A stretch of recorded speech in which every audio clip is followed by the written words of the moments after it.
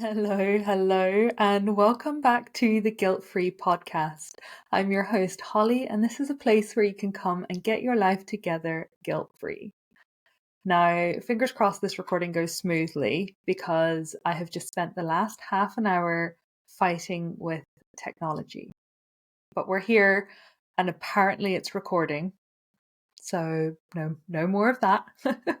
Then I start the podcast, I start recording, I record my intro, and I call it the complete wrong thing. So here's hoping everything goes smoothly. Anyway, in today's episode, I would like to talk to you about work-life balance. It's something that has cropped up for me recently, and I figured, do you know what? Let's talk about it. So, in the last 2 weeks or so, things have been pretty hectic. I have been juggling my clients and the content that I create, and I have also been taking part in two separate, um, like business courses as well that have been running kind of almost simultaneously. So it has left very little room for free time. So it's been a bit full on, and it is definitely not how I like things to be. But I've managed, and here we are. So I figured, do you know what? Why not take this experience and turn it into a podcast, and maybe somebody else will relate to it? So I think jumping into that, I think it's really important to remember that when it comes to work-life balance, it's not always going to be a 50-50 balance. And I think if you are struggling to maintain a 50-50 balance and it's having more of a detrimental effect than you would like, then, obviously that's no good. And we need to take that pressure off and get rid of that 50-50 mindset here. Really, when it comes to work-life balance, it should have more of a symbiotic relationship. And that's important because one will always benefit the other. They just may not happen at the exact same time. So yeah, let's jump into it and hopefully share some work-life balance tips with you today.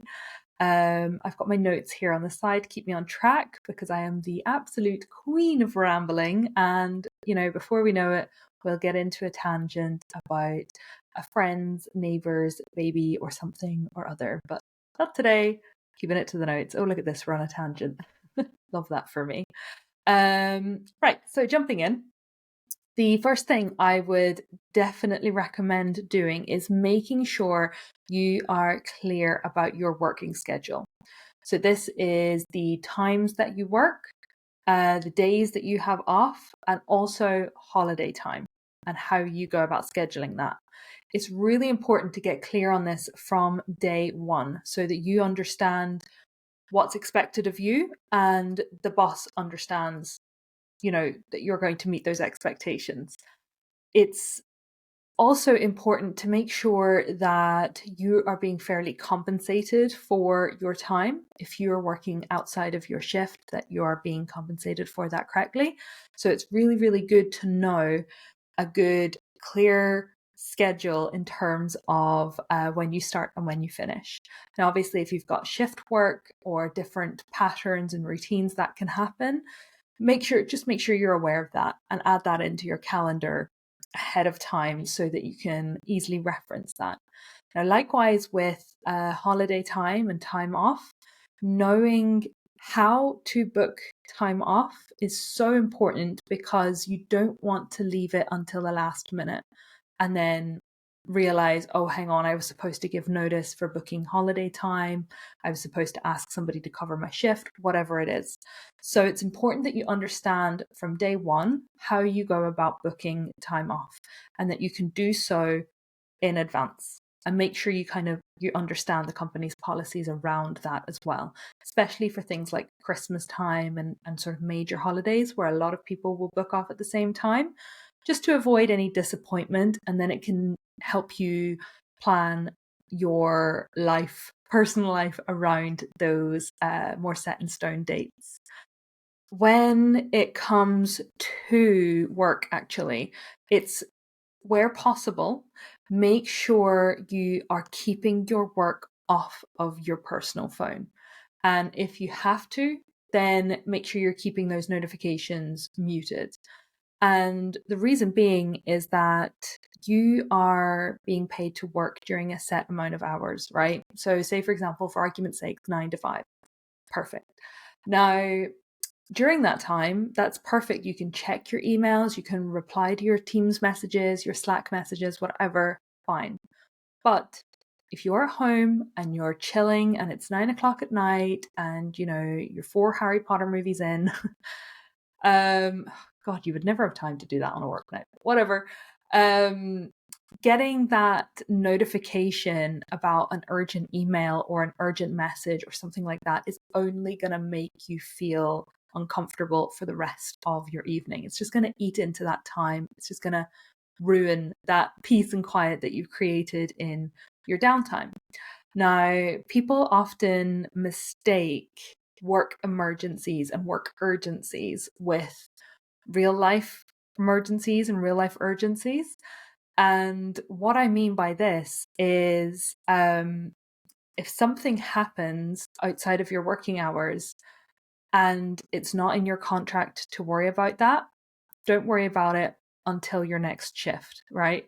So if you get that email at 4:45 p.m. on a Friday and it's telling you, I need X, Y, and Z that's going to take hours to do, it's Monday's problem, right? It's Monday's problem. And if on Monday you get that email at, 9:05 to say, hey, Holly, where is that thing that I asked for on Friday night? You can just turn around and say, babes, you sent that to me 20 work minutes ago. It's not happening. Chill. So keeping your work life out of your personal life is going to help that, especially in the sort of technology age where we are so sort of synced up to different communication methods. By all means, mute them when it comes to work. You will be looking at them during work hours. That's totally fine. You're never going to miss anything. But outside of your work hours, it's only going to add to unnecessary stress and anxiousness, and it's just going to take your concentration away from what's happening in your personal life at that very moment in time. So when you are enjoying that downtime, it is really important that you think about how your personal life can benefit your work life. So this will help you keep that balance. Oh, I have a hair stuck to my face. I'm really sorry. Oh, that's frustrating. It's still there. Okay, we're fine. Perks of having a small, fluffy white dog. Sorry for the interruption. But yeah, you want to look for ways that you can support yourself during your work life, right? During that work side of you in your personal life. And this is things like having a fulfilling downtime outside of work, or having a nice social life, or, resting, hobbies, things like that. Things that make you happy outside of work, that help you fill up that cup, help you recharge, give you that energy when you go back into work. It's also nice to have something to look forward to outside of work. I had a total brain fart there. But it's nice to have something that you can look forward to outside of work, so that you're like working through your day and you're like, yes, can't wait to go rock climbing with Rick tonight. Really looking forward to just smashing out this day and heading over to the rock climbing place. As you can tell, I do that frequently. This also goes for having good routines built into your life where you can. This is like going to bed at a good time, waking up at a good time, having a good night and morning routine. If you haven't already, then definitely check out my previous podcast where I go into great detail about having a morning and night routine and the benefits around that. It's really important to make sure that you are getting a good night's sleep, that you are well rested, that you are de-stressed. all of that sort of stuff is happening outside of work so that you're not tired and sluggish and confused and whatever, right? So work on those routines, as well as things like, if you can do things like meal prepping to make sure that you're bringing a nice lunch with you to work. That's great for the health benefits. It's great for the financial benefits because you're not, standing in the queue at Pret trying to buy a £10 sandwich and a £4 coffee. So look for little ways that you can sort of streamline your work life in your personal life. That's just going to make things a little easier all around, right? I was about to say something and the thought has just left me. Do you know what? We're going to roll with it today. It's been an effort to get to this point in the podcast, but we're going to soldier on. What is the next point I have written down here? Oh, work relationships. Okay, this is a good one, right? So first of all, I want you to ask yourself, is he actually hot or is he just office hot, right? Because I think this is a problem I see a lot of people having where they start work relationships and it's risky, right? It's complicated. You have to work with this person. If things don't work out, if things don't go well, you're going to be sharing an office or a workspace with him forever, however long, right? So it's just something to consider. Is he actually hot? Is he actually interesting? Or is he just office hot? Is it just because you spent 8 hours a day with him that now you find yourself attracted to him, right? I wouldn't recommend dipping the nib in the office ink. It can lead to a whole host of problems, but at the same time, you do you, right? You make that choice for you, but you heard it here, wouldn't recommend. It actually goes for friendships too. Whenever you are in a confined space with co-workers and you are all enduring the same experience, I don't want to put too negative a spin on that because I know some people really enjoy their workplace and that's fine. I've just had negative experiences in the past, so I'm not trying to let that influence me here. So if you are in a confined space for a long period of time and you're all going through the exact same experience, it's natural that you're going to develop a bond, a connection, a relationship with these people, right? And that's fine. It's going to help you, pass the time. It's going to help you out in other areas of your work. If you need a helping hand, whatever it is, it's a nice thing to do. But something to remember is that you don't always know what that other person's agenda is.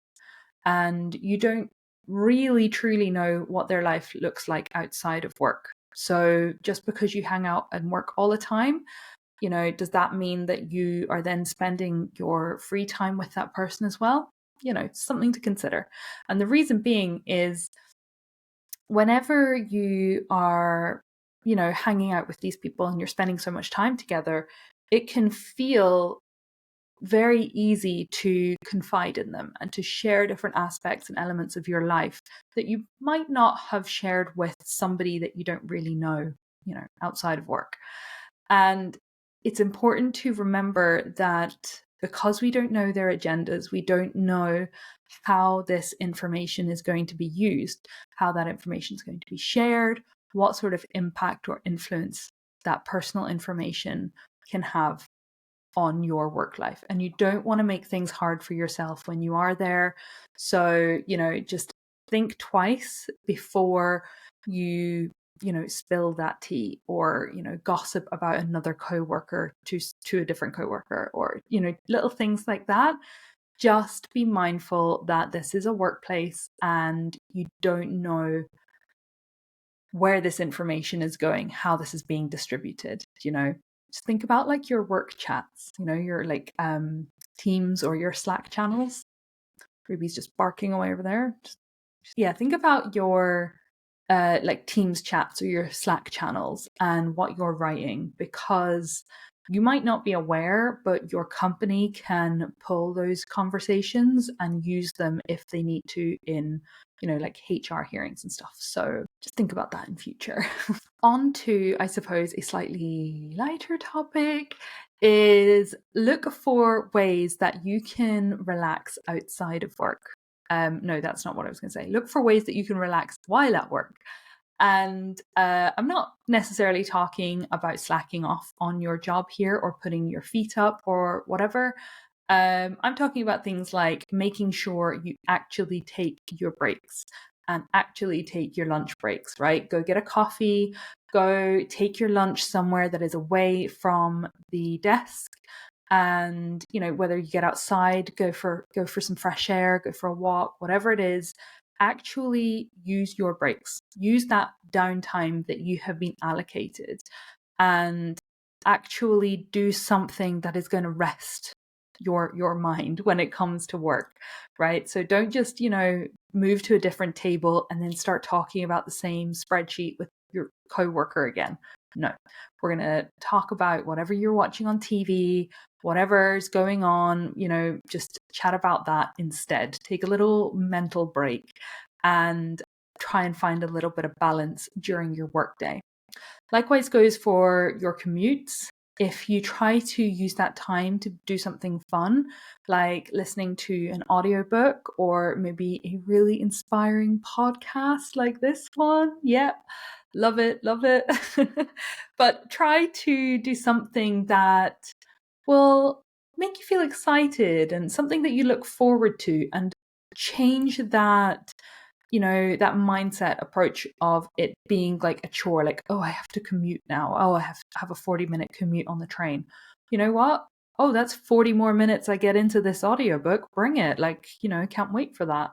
So changing how you think about things is going to be really, really beneficial whenever it comes to your breaks and stuff, because you're getting paid to take those breaks. So make sure you actually take them.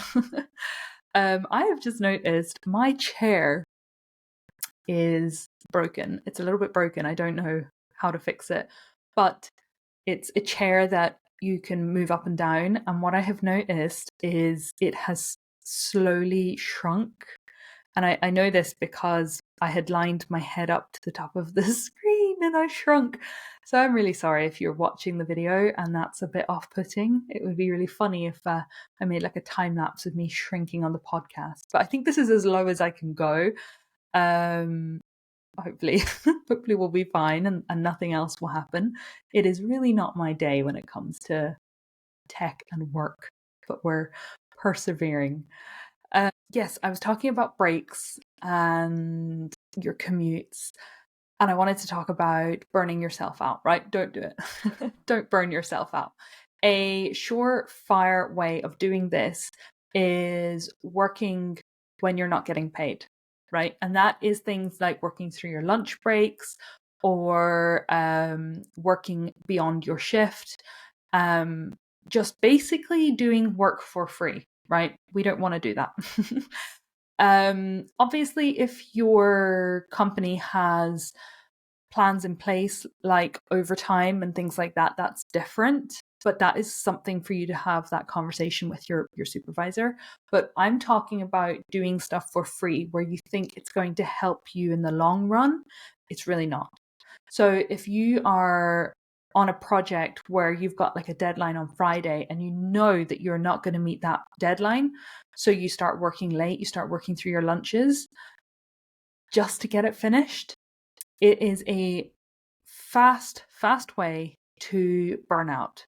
Whereas what you should do is looking at that project and say, look, do you know what? This cannot be done in this amount of time. So we need to push it another day, another 2 days, another 2 weeks, whatever, right? Because when you're working in your free time, it's literally just depleting that energy, and it's a surefire way for you to build that resentment and for you to feel tired and just all the negative feelings that just start to kind of bubble up. So we're just going to put a stop in that and we are going to strictly stick to that work schedule. If your boss is coming along and they're saying like, hey, look, I need you to work an extra 30 minutes, I need an extra hour, an extra 2 hours, whatever. Rachel's just arrived home in the middle of all of this. Great. We are persevering. But yeah, if you are struggling to meet that deadline, if you are, if you're feeling overwhelmed with your workload, that is definitely a conversation that you need to be having with your supervisor, because it is only going to seep into the personal life side of things. And that is where the balance will start to really shift in the wrong direction. So it's important to kind of have that communication so that you are not burning yourself out and you're not running yourself into the ground. On that point, another good thing to think about is in your free time, hold off on the gossiping and the bad mouthing about work. You have just spent maybe 40 hours of your week in that environment, right?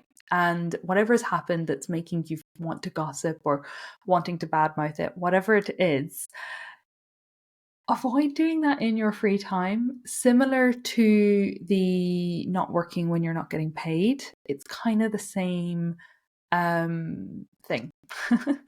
You don't want to taint that free time, that downtime, that time to recharge with that negative, just bad vibes. We just don't want that. We just don't want that. So let's, put a pin in that and move past it, because it's not great to gossip anyway. And leading me actually on to my next point, if you are feeling that resentment towards your work to the point where you're just constantly bad mouthing it to people, you're constantly dreading going in, like it's just all the resentment, it's like the only word to describe it, then you have to think long and hard about your next plan here, like what you're going to do next. Because usually whenever we're feeling resentment towards something or someone, that is a clear red flag that we need to set a boundary there. So maybe have a little think about what's happening in work that's making you feel that resentment. Is it if issues with your shift, issues with your money, issues with the manager, whatever? And have a little think about that and think about where those boundaries need to be in place. How can you improve the situation to, ultimately benefit yourself so that you're no longer feeling that resentment? Now, if you've tried that and things aren't looking up, you need to think long and hard about your next steps, because it is not good for you to stay in an environment that is no longer serving you, right? Whenever you're working, it should be a mutual beneficial exchange happening here, right? You're happily trading off your time and your expertise in exchange for, money and experience. That's what's happening here.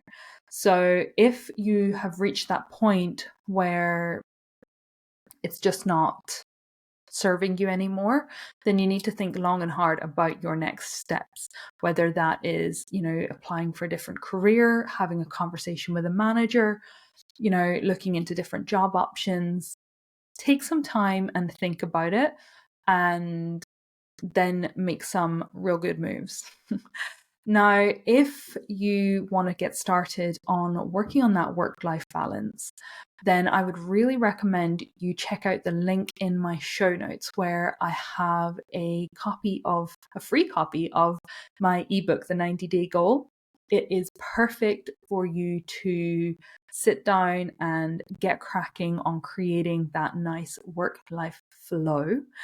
And it's free for a limited time. The link will be in the show notes, and I would love for you to check that out. But for now, that is the episode. That is all I have to share with you today. I really hope you've enjoyed it. If you would like to support the podcast, please like and share it. And you can follow along on YouTube and Spotify and wherever you get your podcast. It's on all the places. As always, my DMs are open. If you would like to have a chat, feel free. And yeah, until the next episode. Bye.